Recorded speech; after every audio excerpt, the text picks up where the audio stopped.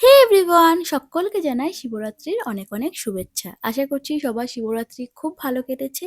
এবছরও আমাদের বাড়িতে পুজো আছে। এই নিয়ে ৩ বছর পর পর আমাদের বাড়িতে পুজো হচ্ছে। এটা আমাদের প্রতিষ্ঠিত মহাদেব। গত ২-৩ দিন ধরেই আয়োজন চলছে। আমি সেইগুলোর ভ্লগ আর করিনি। তো আজ থেকেই ভিডিওটা আমি শুরু করেছি। এখানে আমি সমস্ত সবকিছু গুছিয়ে রেখেছি। আর এখানে হচ্ছে খিচুড়ি আর তরকারি হবে, তারই সবজিপাতি। এটা আজকে দিদুন বাড়িতে রান্না হচ্ছে। একটা মামা আছে, তো মামা রান্না করে দেবে আর তার সাথে মামি হেল্পও করে দেবে। তো এখানে এসে আমি সমস্ত ফল বানিয়ে নিয়েছি, যা যা পুজোর কাজ আছে, কারণ এবারে পুজোর দায়িত্ব সম্পূর্ণটাই আমার উপরে পড়েছে।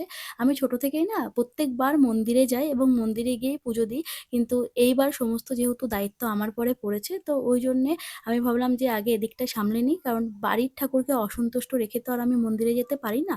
আমাদের ঠাকুরমশাই বলেছিল ৬টার সময় আসবে, সেই মতন আমি ৬টার আগেই সমস্ত সবকিছু রেডি করে দিয়েছি। আমি রেডি হয়ে বসে গেছি। এটা আমার পাশে সায়ন্তিকা। তো উনি কিন্তু ডট ৬টার সময় এসছে। আমি প্রায় ০.৫ ঘন্টা পরেই তোমাদের টাইমিংটা দেখালাম।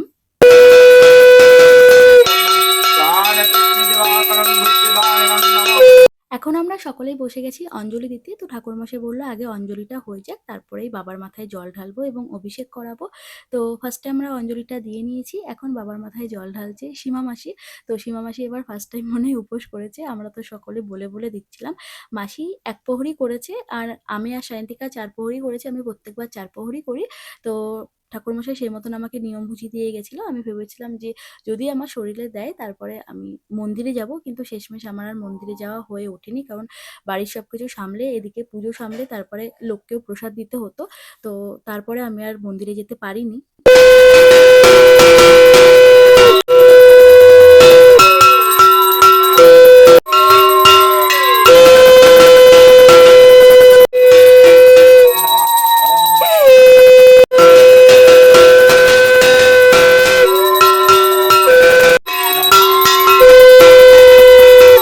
পুজো সম্পন্ন হয়ে গেছে। আমার আর সায়ন্তিকার ১ম প্রহরে দুধ ঢালা হয়ে গেছে। যেহেতু সীমা মাসি অতক্ষণ থাকতে পারবে না বলে আমি সীমা মাসিকে সবকিছু রেডি করে দিয়েছিলাম। সীমা মাসি ১ প্রহরেই করে নিয়েছে।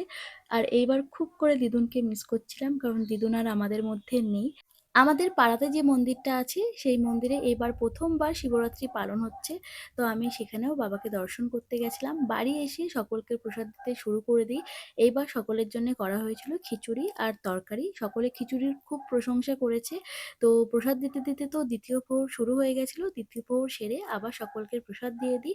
আর ৪ প্রহর শেষে আমি আর সায়ন্তিকা খেয়েছিলাম এই ডাবের জলটা। তারপরে আমরা দুজনে মিলে রেস্ট করছিলাম। তো আজকের ভিডিওটা ভালো লাগলে লাইক করে দিও। আজকের মতন টাটা।